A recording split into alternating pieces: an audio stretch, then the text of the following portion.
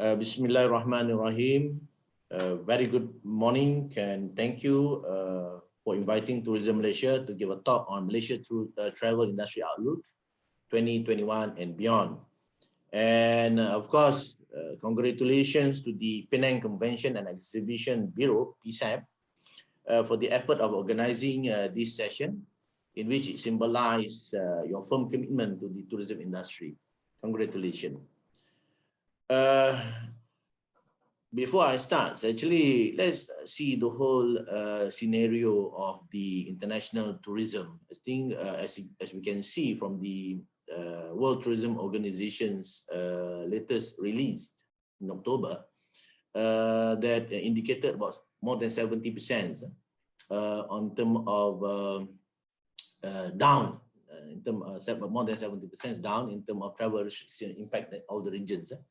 And then, as you can see, the number of losses, it is more than US 730 billion US dollars in terms of loss, and the impact can be seen as 8 times worse, as if you compare to 2009 global economic and financial crisis. And some, I think, Asia Pacific, the most impacted, I think more than 72% in terms of minus, in terms of the arrival.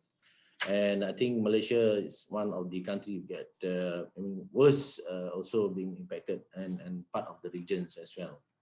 Anyway, also when we look through previously, actually Malaysia's tourism industry has grown from strength to strength. Tourist arrival had increased steadily if you look into our past data, and Malaysia truly become popular and able to hold our own against global destinations. And therefore, it is something that we can be proud of and should serve to motivate us to double our promotional efforts. Our past history should motivate us that we can do better after this COVID. Of course, March 2020, you can see COVID-19 pandemic brought the global tourism and travel industry to a standstill. And the earlier part, even the government of Malaysia and Tourism Malaysia, we didn't expect it gonna be to that extent whereby it became a global pandemic. We thought it's gonna be in China. We planned all the strategies to move forward, but as of March, it seems that it is the other way around. Of course, at the center of it all, the impact the pandemic had and continues to have on life and livelihood of everybody. And of course, now the world's changed unimaginable. Anyway, not to be disheartened with that, for today's presentation, I'll be talking about, straight to the program. On the agenda, I'll be talking about tourism performance. We'll look into the current scenario and forecast on the scenario, then issues and challenges. And then we're going into the tourism recovery. What are we going to do? And then the way forward. Next. In terms of current situation, as you can see, the severe outbreak of COVID-19 pandemic, of course, negatively impacted the country's tourism and cultural industries, where the estimated loss on the tourist expenditure for January to June 2020 estimated around 45 billion ringgit. And we also estimated it that by end of this year, it can be more than 100 billion ringgit. Border remain closed for inbound tourists until December 2021. And more emphasis is being put on domestic tourism to help offset the downturn in the economy due to absence of foreign contribution. So the focus will be more or less the same for 2021, but we will enhance it further. In 2019, as you can see, domestic tourism expenditure amounted to 103.2 billion ringgit. There's a growth of 11.5% from the previous year of 2018. And this shows that the domestic segments plays an important role as key drivers of the tourism sectors and generating income for the economy. So Tourism Malaysia had adopted various measures to stimulate and revive the tourism industry in order to counter the impact of this COVID-19 outbreak. And Tourism Malaysia implement strategies that include restore confidence for travel, revive domestic tourism, and maximize resources. These are the three main things that we are looking at. Tourism Malaysia through MOTEC are exploring possibilities of establishing travel bubbles with green zones to reopen safe destination as well. On the next slide, I can show just to show a bit about the tourism performance and what we have achieved. So the tourism industry continues to maintain a good momentum for 2019, contributed 15.9% to the GDP as compared to 15.2% in 2018. It accounted for 240.2 billion ringgit as compared to 220.4 in 2018.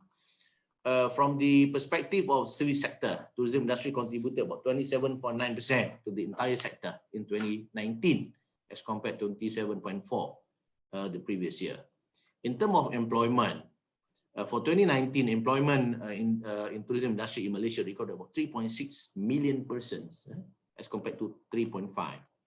And it constitutes 23.6% of total employment as compared to 23.5 in 2018. How important is tourism industry to our economy? We can claim that Malaysia, 1 out of 4 jobs provided by tourism industry as compared to the world 1/10. So meaning we are looking at every 4 Malaysian, 1 is working in tourism industry as compared to world average 10, 1 into 1. Okay, if we move to the next slide in terms of inbound domestic and tourism expenditure, the graph on top left, as you can see, it shows the inbound tourism expenditure of visitors 2015 to 2019. There's a slight movement, in terms of growth, as you can look into that. Visitors inbound tourism expenditure showing increased trend over the years. However, it grew in a slower pace. You can see the pace a bit slower. And then domestic tourism expenditure of visitors, as you can see at the bottom there, 2015 to 2019, it continued to register double-digit growth. So as compared to inbound, single-digit, in terms of domestic is double-digit growth. And a growth with 11.5%, as you can see, 103.2 billion, as I mentioned, in 2019. Over the years, it grew more vigorously as compared to inbound expenditure. For the first time, as you can see, the domestic tourism expenditure outpaces the inbound tourism expenditure on the right side, the chart on the right side. The inbound tourism expenditure in 2019, about 44.7 billion outbound tourism expenditures. Because of COVID, we should leverage on this, to make sure that 44.7 billion outbound turn into a domestic tourism. Okay. So you can see that there's a graph there that's the where the lines crosses. So you can see now in a way that we can mention that inbound domestic tourism generate a lot more in terms of inbound. However, we still need inbound traffic into Malaysia because that's bring a different country and bring others. Okay, next. If we look on the accessibility, the situations that air passengers movement in 2020, the international arrival and departure shows that it remains negative more than 90% from April to July 2020. And if you look into the UNWTO report or the barometer report, I think it's more than 90% now, what 97% or 96%. If you look until August or September. In terms of domestic arrival and departures, domestic arrival and departure suggests that the momentum is steadily recovering, as you can see from the charts there on the right side. And then, however, they still have a significant gap from last year's achievement. So you can see there's a drop because of the MCO March, and then when we lifted in June, and then it start coming up. But then another MCO that come in that perhaps hampered that effort in terms of domestic. But you look on the international, the flattened graph there, because our border is still on the lockdown. Okay, let's go into the accessibility and accommodation. If you look on the traffic, we do some checking as well with Plus Highways. The chart shows that the flow of traffic is regaining a strong momentum, especially when we lift up the cross-border between states in Malaysia. However, because of some restriction after that, then we have to see there'll be some impact on that. In terms of hotel occupancy, rates are showing a growing trend, mainly contributed to hotel in resorts or beaches, island and highlands. City hotel, however, still has a low occupancy, particularly during the weekdays. Okay.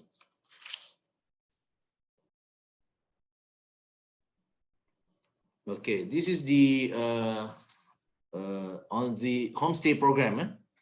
You can see there, there's a drop in terms of because of the March, April, May to June because of this PKP. There's nothing moving in terms of homestay, but once lifted in 10th of June, you can see there's a movement in July, and there was a drop again August due to unexpected issue of PKP. And let's take a look on the hotel occupancy. Yeah, this is a hotel occupancy. Malaysia, as you can see, there's several phases in terms of PKP. You know, there's a fasa 1 to 4, 4th, and then there'll be the 5th one, 6th and 7th.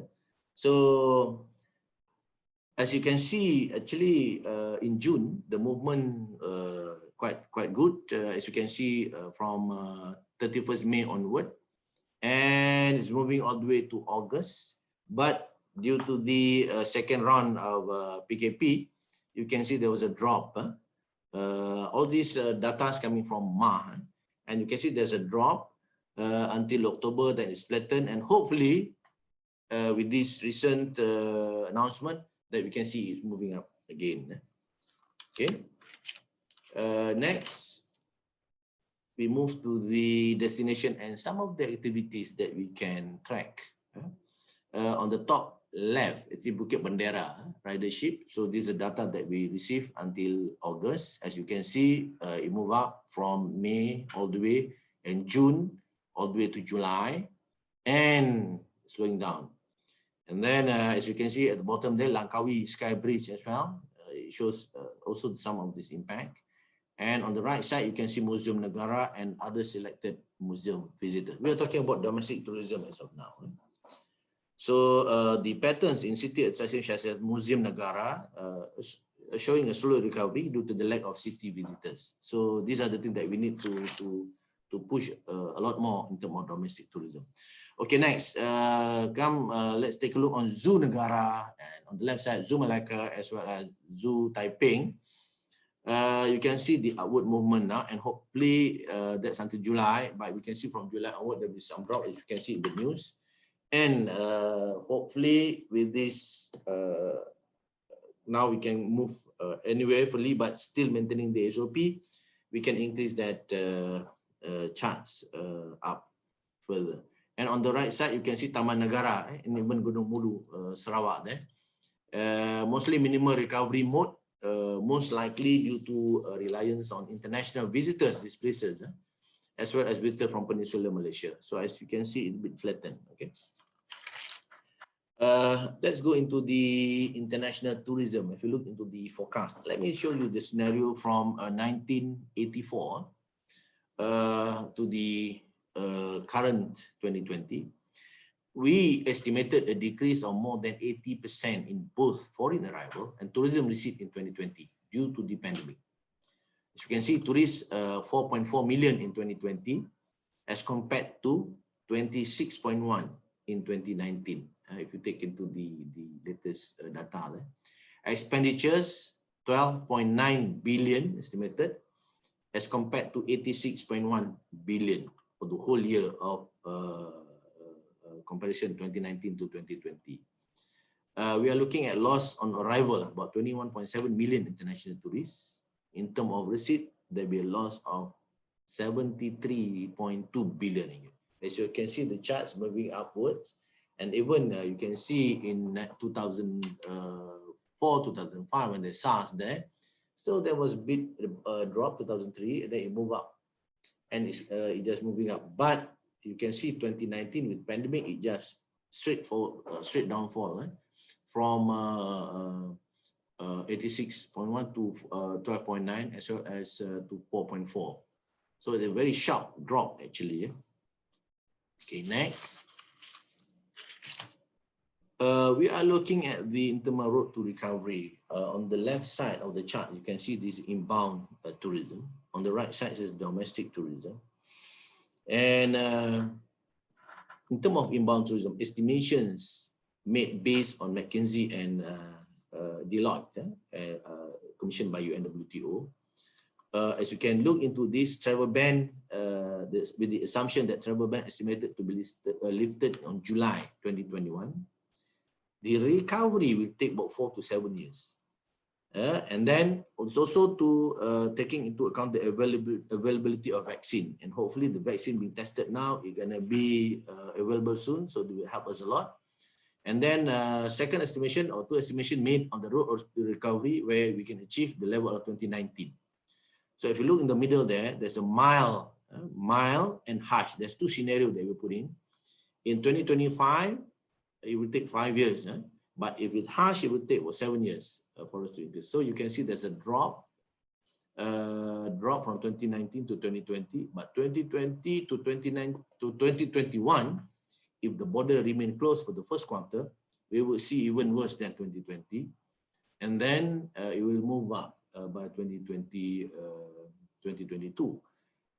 As you look on the UNWTO release by 27th of October, it was mentioned that they are also looking at some of these experts forecasted that by third quarter 2021, we can see there's some movement, and some also putting about 20% of these experts looking at 2022. So hopefully we can rebound back by 2021 by looking at the border tourism. You can see here, like I mentioned, as 2021 is more severe than 2020, since travel will only begin in July 2021. The confidence to travel, the procedures or SOP, the availability of vaccine will hinder people to travel. And as you can see in the report by UNWTO, the consumer confidence to travel, as well as some of the SOPs and restriction by countries that still wanted to control it, that will be some issues that hampered this.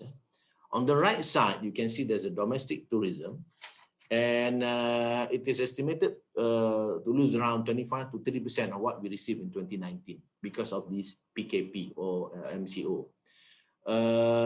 Especially MCO 18 March to 9 June, and then on to 22nd October. And also connectivity to Sabah and Sarawak. But we can see, I think last week, there's also opening up of border to Sabah and Sarawak, less hassle, and there's some procedures need to be followed. I think we can move that. And then we already, the Tourism Malaysia and Montec already going into a campaign to ensure that domestic tourism is moving. As you can see, there's a lot of, we are doing a campaign with airlines. For the first phase, there'll be a second round with all the hotels as well as the travel tour operators to get Malaysians to travel within Malaysia. So we'll begin pick up in 2021. However, the uncertainty is still high, but as long as kita jaga kita, we make sure the protocol and the SOP being adhered to as what requested by the government. I think it's about time for Malaysians to be vigilant and to make sure that they adhere to this, and therefore domestic tourism will be the next step in order for us to gain the momentum. Okay, next. Okay, some issues and challenges here. I do not want to go in detail. As you can see, due to the outbreak of COVID-19, which began in January, we had a tremendous impact on the country's tourism and culture industries that can be divided into immediate long-term challenges. So you can see on the left side, it is very much on immediate. On the right side is very much long-term that that we have to look into it. Okay, next.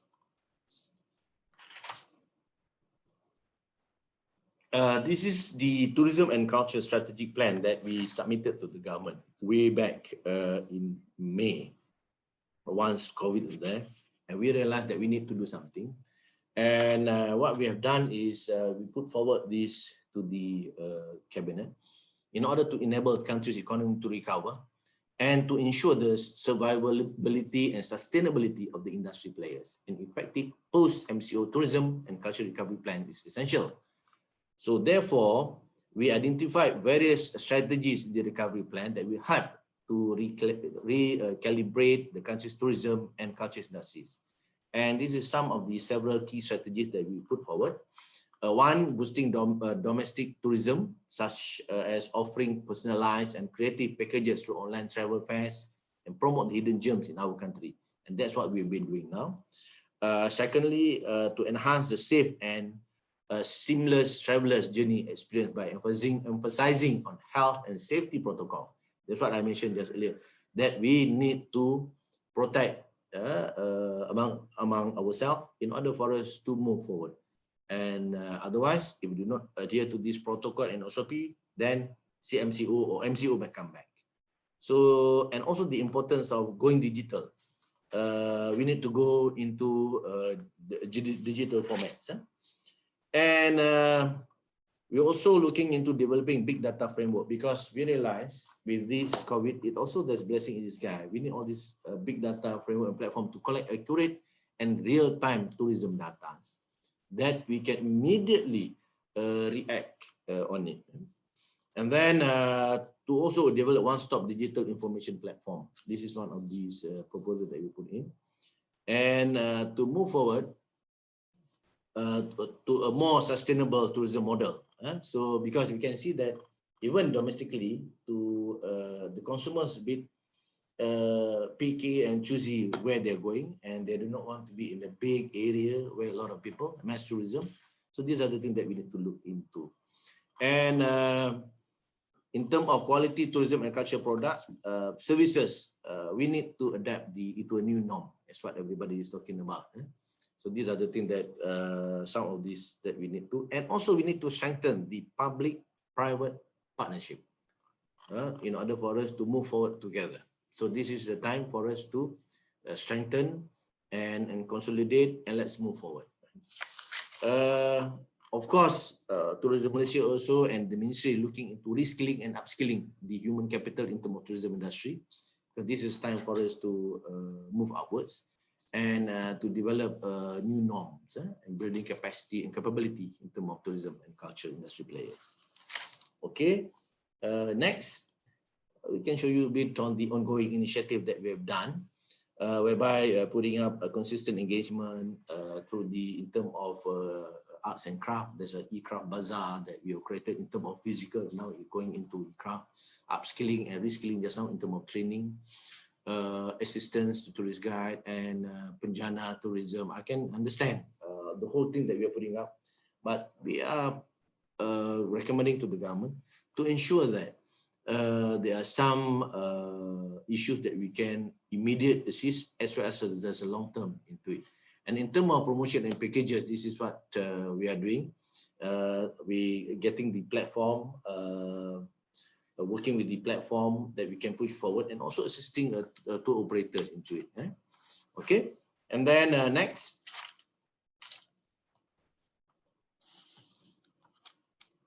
On this, the stimulus 1.0 recovery plan, in order for us to restore confidence to travel, we are working with a lot of social media and the rest to talk about destination within Malaysia. And we are working with the tour company, travel agents, hoteliers, product owner in order to revive the domestic tourism. You can hear later on, there'll be vouchers, there'll be coupons, things like that, that can be a rebate, you know. For example, buy 2 nights, you got 1 night free hotel nights. Traveling to a certain destination, buying certain packages with domestic tourism, then there'll be additional value like 50 ringgit rebate or 100 ringgit rebate if you're flying with airlines. So all this.